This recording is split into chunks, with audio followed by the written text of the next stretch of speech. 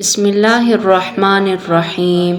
حضرت دانیال علیہ الصلوۃ والسلام ایک دن جنگل میں چلے جاتے تھے۔ آپ کو ایک گنبد نظر آیا۔ آواز آئی کہ اے دانیال ادھر آ۔ دانیال علیہ الصلوۃ والسلام اس گنبد کے پاس گئے۔ معلوم ہوا کسی مقبرہ کا گنبد ہے۔ جب آپ مقبرہ کے اندر تشریف لے گئے تو دیکھا بڑی عمدہ عمارت ہے اور عمارت کے بیچ ایک عالیشان تخت بچھا ہوا ہے، اس پر ایک بڑی لاش پڑی ہے۔ پھر آواز آئی کہ اے دانیال تخت کے اوپر آؤ۔ آپ اوپر تشریف لے گئے تو ایک لمبی چوڑی تلوار مردہ کے پہلو میں رکھی ہوئی نظر آئی۔ اس پر عبارت لکھی ہوئی نظر آئی کہ میں قوم عاد سے ایک بادشاہ ہوں، خدا نے 1300 سال کی مجھے عمر عطا فرمائی، 12,000 میں نے شادیاں کی، 8,000 بیٹے ہوئے، لاتعداد خزانے میرے پاس تھے۔ اس قدر نعمتیں لے کر بھی میرے نفس نے خدا کا شکر نہ کیا بلکہ الٹا کفر کرنا شروع کیا اور خدائی دعویٰ کرنے لگا۔ خدا نے میرے ہدایت کے لیے ایک پیغمبر کو بھیجا، ہر چند انہوں نے مجھے سمجھایا مگر میں نے کچھ نہ سنا۔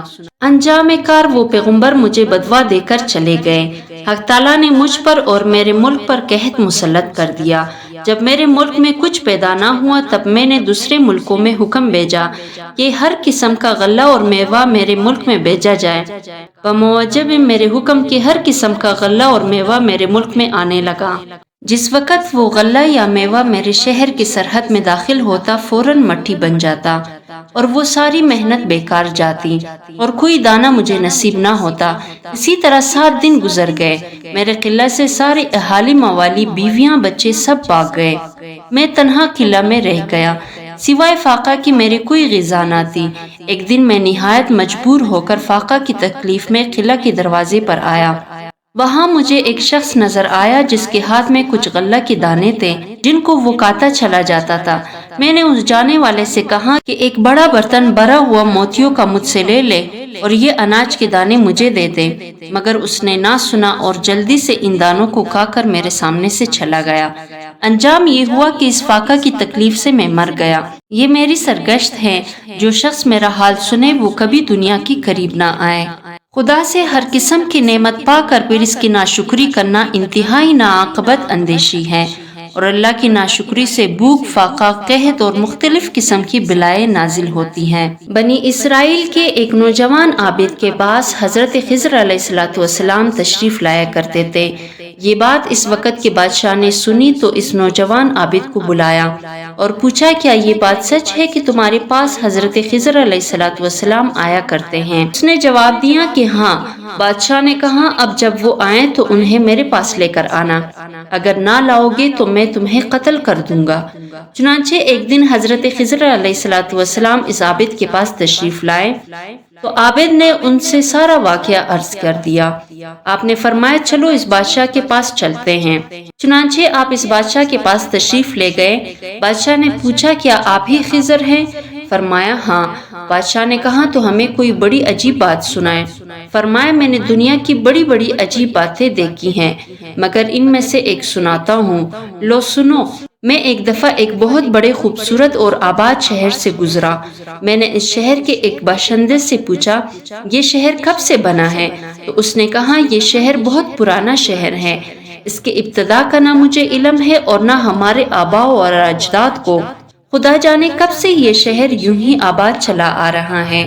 پھر میں نے 500 سال کے بعد اسی جگہ سے گزرا تو وہاں شہر کا نام و نشان تک نہ تھا، ایک جنگل تھا اور وہاں ایک آدمی لکڑیاں چن رہا تھا۔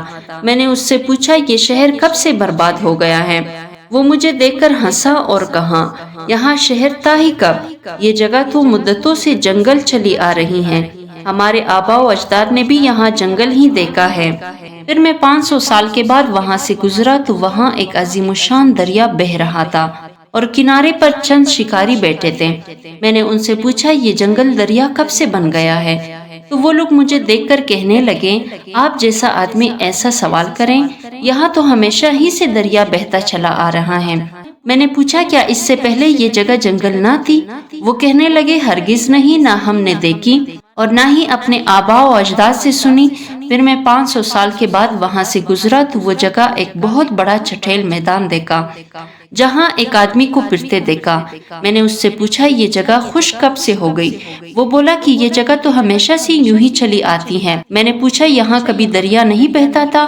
اس نے کہا ایسا نہ کبھی دیکھا نہ اپنے آبا و اجداد سے سنا۔ پھر میں 500 سال کے بعد وہاں سے گزرا تو وہاں ایک عظیم الشان شہر آباد دیکھا جو پہلے شہر سے بھی زیادہ خوبصورت اور آباد تھا۔ میں نے ایک باشندے سے پوچھا یہ شہر کب سے ہے؟ وہ بولا یہ شہر بڑا پرانا ہے، اس کے ابتدا کا نہ ہمیں علم ہے نہ ہمارے آبا و اجداد کو۔ یقیناً اس دنیا کو ثبات نہیں ہے، یہ ہزاروں رنگ بدلتی ہیں، کبھی آبادی کبھی بربادی۔ حضرت یحییٰ علیہ السلام کے زمانے میں ایک بادشاہ تھا جس کی بیوی کسی قدر بڑھیا تھی۔ اس بڑھیا کے پہلے خاوند سے ایک نوجوان لڑکی تھی۔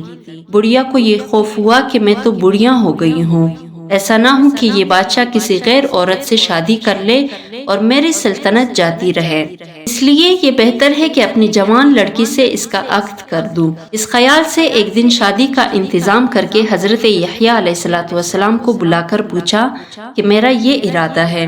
حضرت یحییٰ علیہ السلام نے فرمایا کہ یہ نکاح حرام ہے، جائز نہیں۔ یہ فرما کر آپ وہاں سے تشریف لے آئیں۔ اس بدخیال دنیا دار بڑھیا کو بہت غصہ آیا اور آپ کی دشمن ہو گئی، رات دن آپ کے قتل کرنے کا فکر کرتی تھی۔ ایک دن موقع پا کر بادشاہ کو شراب پلا کر اپنی بیٹی کو بنا سوار کر بادشاہ کے پاس خلوت میں بھیج دیا۔ جب بادشاہ اپنی سوتیلی بیٹی کی طرف راغب ہوا تو بڑھیا نے کہا میں اس کام کو خوشی سے منظور کرتی ہوں مگر یحییٰ اجازت نہیں دیتے۔ بادشاہ نے حضرت یحییٰ علیہ السلام کو بلا کر پوچھا۔